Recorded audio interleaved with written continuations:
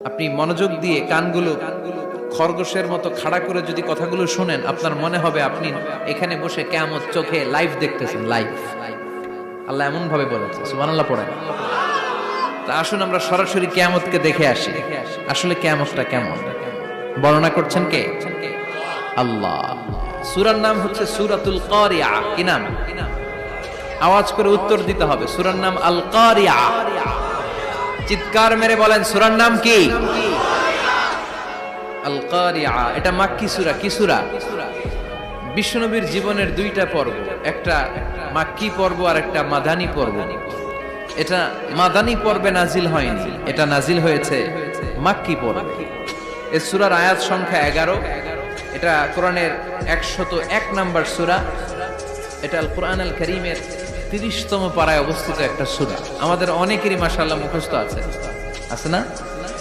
ইমাম সাহেব নামাজে প্রায় পড়ে, অনেকেরই মুখস্থ। শুনতে শুনতে কবে যে মুখস্থ হয়েছে আমাদের নিজেরাও জানি না। সুবহানাল্লাহ পড়েন।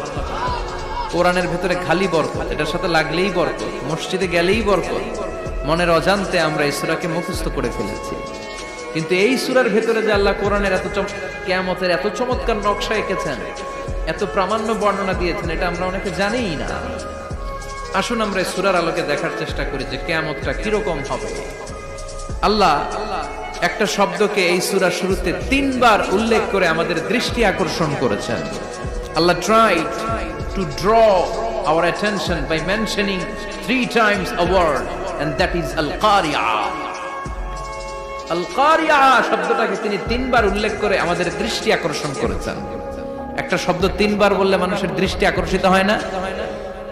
যেহেতু এটা আরব দেশে নাজিল হয়েছে, আবার মক্কায়, মক্কার লোকেরা আরবি বুঝে, তাদেরকে প্রথম বলা হলো আল কারিয়া। তারা ফিরে তাকালো, কি আল কারিয়া? আবার বলা হলো মাল কারিয়া।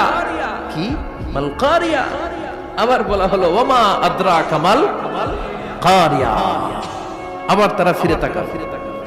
দৃষ্টি আকর্ষণের জন্য আল্লাহ তাআলা 3 বার এই শব্দটা বলেছেন। এজন্য এই শব্দের একটা সিগনিফিকেন্স, একটা গুরুত্ব, অর্থবহ একটা মানদণ্ড আছে না নাই? আল কারিয়া শব্দের অর্থ হচ্ছে বিকট আওয়াজ। আল কারিয়া মানে কি?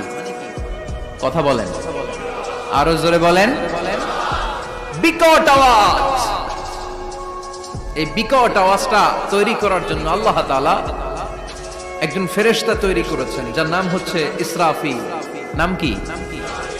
আমাদের মধ্যে অনেকের নাম কিন্তু আমরা ইসরাফিল রাখি, তাই না? ইসরাফিল আছে না নাই? আজরাইল কিন্তু রাখে না, ডরে। কেন রাখে না? ভয় পায়।